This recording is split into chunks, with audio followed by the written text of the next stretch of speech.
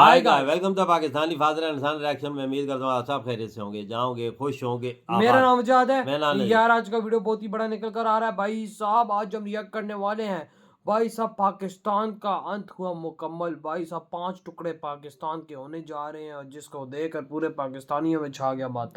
ये कोई कैसे हो यार भाई 5 टुकड़े। अबे भाई साहब वॉच करेंगे तभी चलो पता वॉच लगेगा करते हैं हमें वजह। कैसे होने जा रहे हैं पाकिस्तान के ये 5 टुकड़े। तो वॉच करते हैं भाई, कॉर्ड ऑन करते स्टार्ट। कोटा से पेशावर की तरफ जा रही थी जहाँ पर उसको रास्ते में हाईजैक कर लिया। ये अपनी तरफ से आतंकवाद का एक नया तरीका है जो पाकिस्तान के अंदर ये घटना घटी है। 5-5 टुकड़ों में बंट सकता है भारत का पड़ोसी कट्टर मुस्लिम देश। एक तरफ खैबर पख्तून तो दूसरी तरफ बलूचिस्तान। लेकिन क्यों पाकिस्तान से अलग होना चाहते हैं ये हिस्से?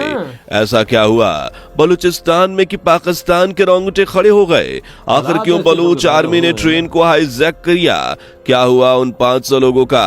क्या पाकिस्तान नाम के इस देश का अस्तित्व खत्म होने वाला है? चलिए समझते हैं। लेकिन वीडियो शुरू करें इससे पहले चैनल को सब्सक्राइब कर बेल आइकन को प्रेस कर लीजिए। भारत का पड़ोसी मुल्क पाकिस्तान, जो खुद को कट्टर इस्लामिक देश भी कहता है, इसने अपने जन्म के साथ ही मजहबी कट्टरता के बीज भी बो दिए थे, जिसमें से निकली आतंकवाद की फसल आज खुद पाकिस्तान के लिए ही जहर बन गई है।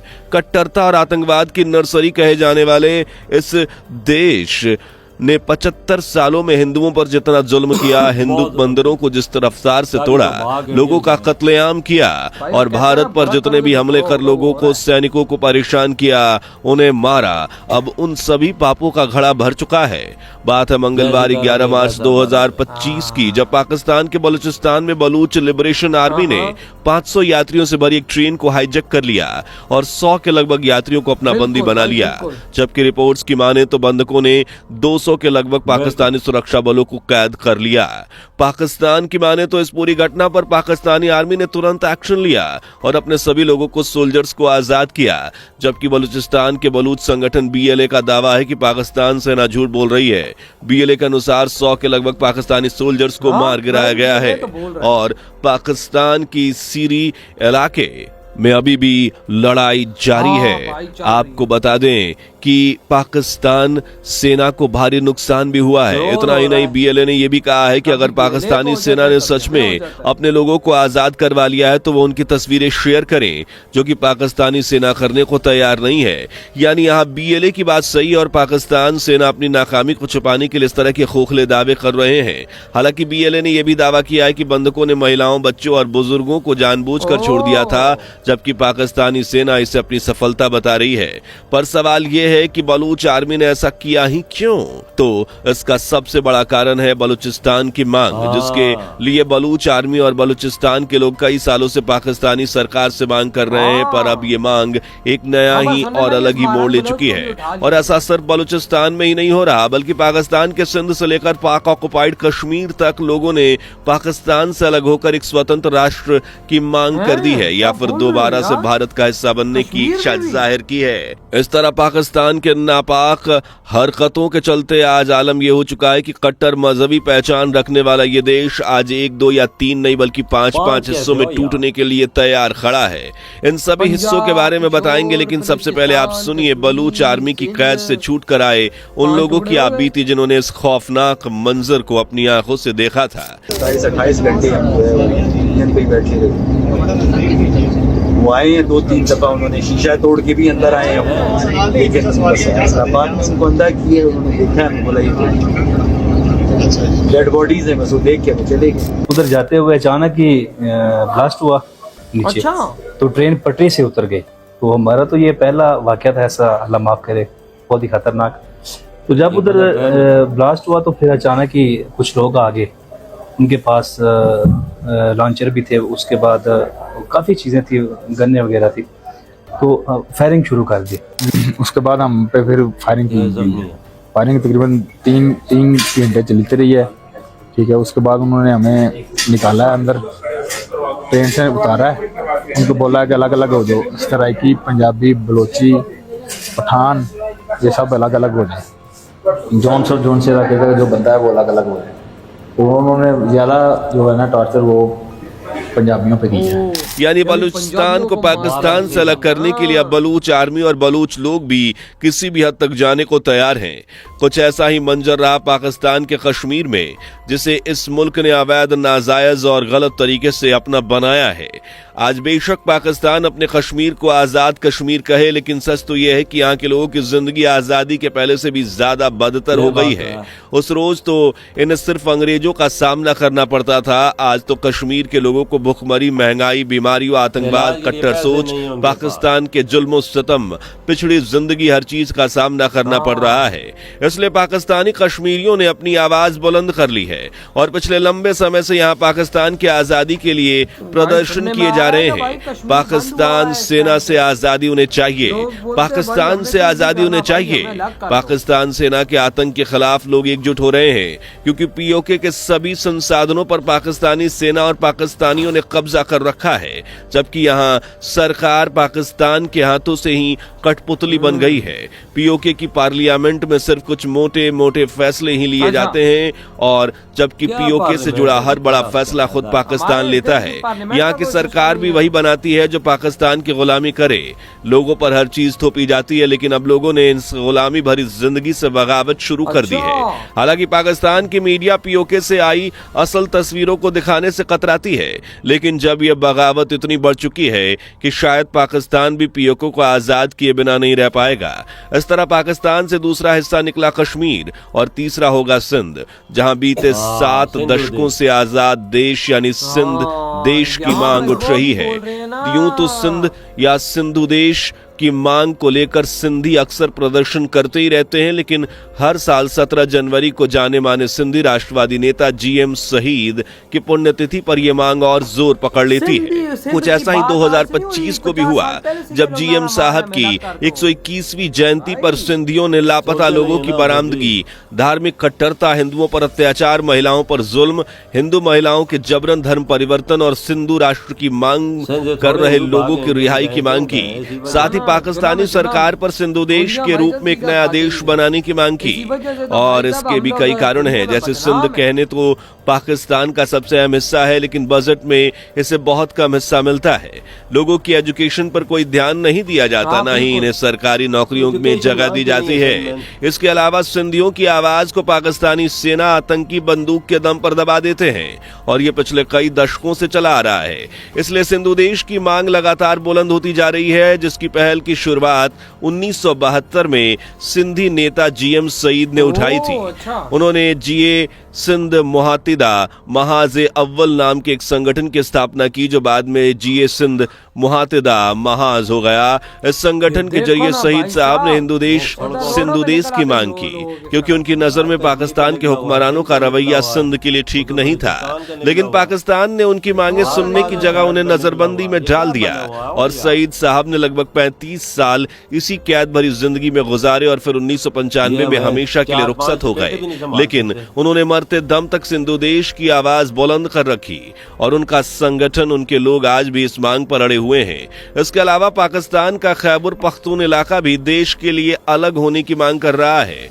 खैबर पख्तून में भी समय समय पर लोग पाकिस्तान से अलग होने की डिमांड करते हैं। उनका कहना है कि या तो उन्हें एक अलग राष्ट्र के रूप में मान्यता दे दी जाए, या फिर अफगानिस्तान उन्हें अपना बना ले। अब अफगानिस्तान जहां पहले ही तालिबानियों का शासन है, तो ऐसे में तालिबानियों ने भी खैबर पख्तून के लोगों की मांग को हवा देना शुरू कर दिया। कहीं ना कहीं इसके पीछे भी पाकिस्तान की नापाक हरकतें हैं, जो आज नहीं तो कल खैबर पख्तून को तालिबानियों के हाथे जाते हुए देखने पर मजबूर कर देगी। असल में 24 दिसंबर 2024 को पाकिस्तान ने अफगानिस्तान के पंक्तिया प्रांत में एयर स्ट्राइक की थी। इस घटना में कई गांव इलाके तबाह हो गए और 50 से भी ज्यादा महिला, बच्चे और बड़े बुजुर्ग मारे गए। अब पाकिस्तान को लगा कि उसने कोई जंग फतेह कर ली है, लेकिन ये उसकी सबसे बड़ी भूल थी, क्योंकि इस घटना के ठीक 4 दिन बाद 28 दिसंबर को तालिबानी सरकार ने पाकिस्तान से बदला ले लिया, और पाकिस्तान के वो इलाके जहां से अफगानिस्तान पर हमला किया गया था, वहां पर ताबड़तोड़ हमले किए गए। इस दौरान पाकिस्तान के खोस्त प्रोविंस समेत कई चौकियों को बुरी तरह से नष्ट कर दिया गया, जबकि 19 पाकिस्तानी सैनिक मारे गए। जबकि इसके पहले 27 दिसंबर को दंड और पाटन इलाके में पाकिस्तान और अफगानिस्तान के सैनिकों के बीच कई घंटों तक गोलीबारी हुई और इसी साल 3 जनवरी को पाकिस्तान की फ्रंटियर कोर और अफगानों की तालिबानी सेना के बीच मुठभेड़ हुई थी, जबकि 10 फरवरी और 16 फरवरी को भी दोनों देशों के बीच मुठभेड़ देखने को मिली थी। अब अफगान की तालिबानी सेना ने पाकिस्तान के तुरखम इलाके में टैंकों से बम बरसाने शुरू कर दिए हैं, जिस वजह से यहां रहने वाले सभी पाकिस्तानियों ने अपने घर बार खाली कर दूसरी सुरक्षित जगहों पर अपना ठिकाना बनाया है। लेकिन पाकिस्तान का अफगानिस्तान की तालिबानी सरकार से पंगा अब उसी पर भारी पड़ता नजर आ रहा है। इस तरह चौथा हिस्सा हुआ खैबर पख्तून, जबकि पांचवा होगा सेंट्रल पाकिस्तान, जो कि इन चारों हिस्सों से अलग होते ही अकेला रह जाएगा। पाकिस्तान में मचे इस हंगामे की सबसे बड़ी वजह बेशक आतंकवाद और पाकिस्तान का रवैया है, जो वो अक्सर अपने हिंदुओं और बेसहारा लोगों के लिए अपनाता है। लेकिन इस कारण एक पाकिस्तान की गिरती अर्थव्यवस्था भी है, जहां आज इकोनॉमी के मामले में पाकिस्तान के पास सिवाय खाली बैंक खातों के कुछ नहीं। ये वो समय है जब पाकिस्तान इतिहास के सबसे बड़े आर्थिक संकट का सामना कर रहा है। देश का खजाना पूरी तरह से खाली हो चुका है, जिस वजह से पाकिस्तान अपने मित्र देशों के सामने कटोरा लिए फिर रहा है। पाकिस्तान के फाइनेंस मिनिस्टर मोहम्मद औरंगजेब तो यहां तक कह चुके हैं कि एक राष्ट्र एक देश के रूप में पाकिस्तान अपनी मान्यता खो चुका है। पाकिस्तान के ऊपर आज सबसे ज्यादा कर्जा है। देश पर करीबन 130 अरब डॉलर्स का कर्जा है, जिसमें इसके मित्र देश चाइना से लिया गया कर्जा 29 बिलियन डॉलर्स के लगभग बताया जा रहा है।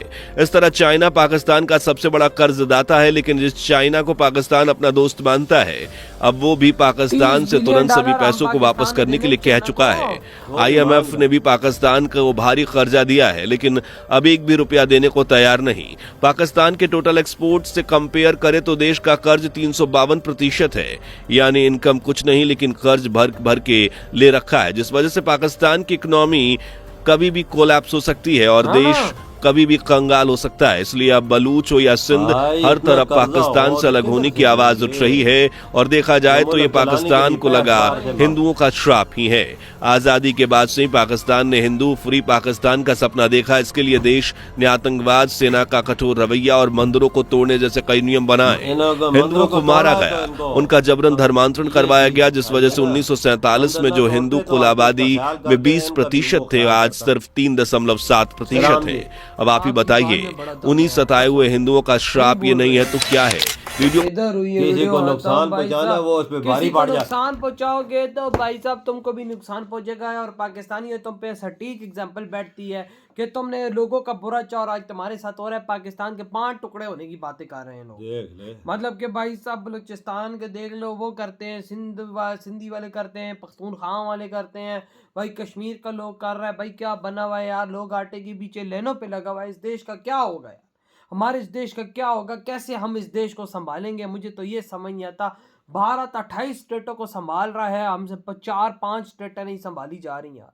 मतलब क्या बनेगा हमारा यार? मुझे तो ये दुख हो रहा है आज कि भाई साहब हमारा देश भाई किसी काम का नहीं रहा यार, किसी काम का नहीं रहा। देख ले, लोग बातें सड़कों पे, वही लोग ना। आटे की लेनों पे लगा हुआ है। ये कोई हालात पैदा हुए जिस देश में लोग आटे की लेन पे लगा होगा, उस देश का क्या होगा यार? आटा, मतलब पाए आटा 78 सालों में आटा और चीनी पूरी नहीं कर रहा। भारत उधर 80 करोड़ लोगों को फ्री में राशन दे रहा है, हर महीने का फ्री।